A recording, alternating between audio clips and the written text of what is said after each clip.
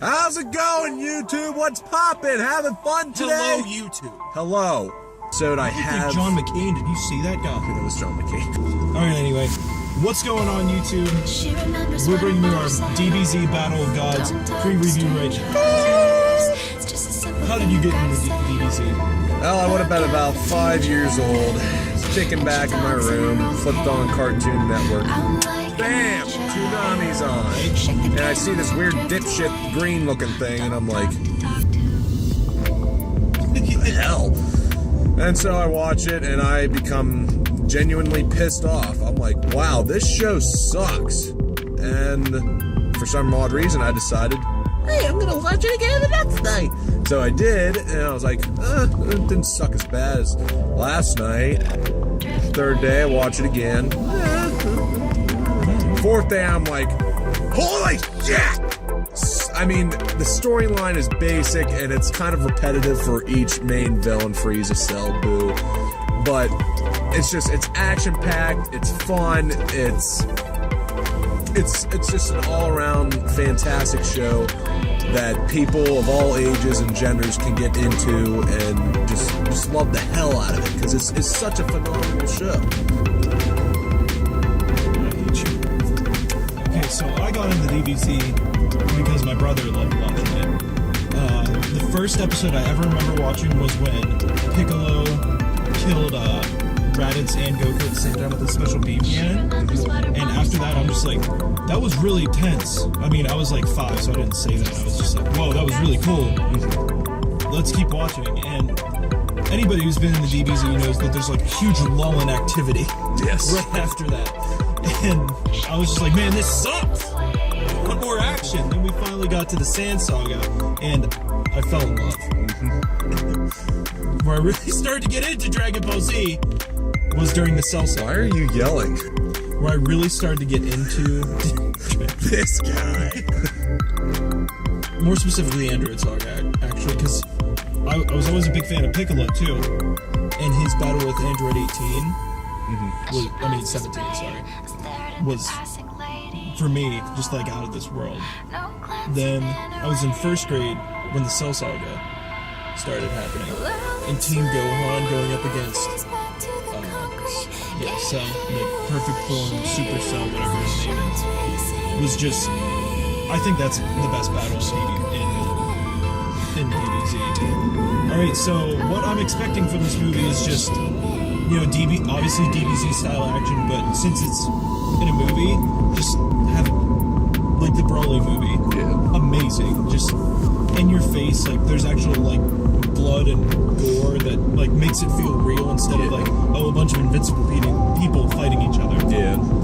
I'm expecting, it's been a long time since anything DBZ new has been made. It's an entirely new movie, entirely new design. It's gonna look amazing considering how far technology has come since the Boo Saga and the last few movies that they released. So it's gonna be visually awesome. Fighting's probably gonna, standard DBZ fighting is gonna be a lot of. I want to know what you think about Super Saiyan God. Super Saiyan God sucks. They could have done a lot better. Just looks like Kaioken. Yeah, it really does. And it kind of pisses me off, but... Alright, YouTube. Put in the comments what you're expecting for DBZ. Let us know how you're feeling. And we'll be back soon with more. Keep it real. We'll catch you after the movie. Stay classy. You have a ride on your hands. Alright, so we just got out of the Dragon Ball Z movie, Battle of Gods, and I'm impressed. I'm very impressed as well. This guy. First of all, the animation, you know, it was in Dragon Ball Z style, but I thought it looked amazing.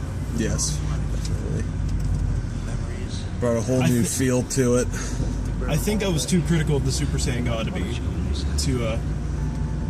to go back to the beginning of the review.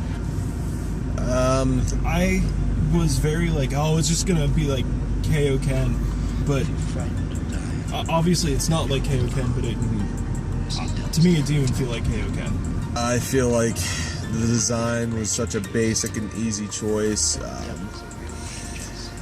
I mean, yeah, just not impressed at all. The only disappointing thing was the final battle. And if you're going to see this, we're not going to spoil too much of it, but it wasn't as exciting as I wanted it to be. I mean, part of that comes with, like usual DBZ battles last for,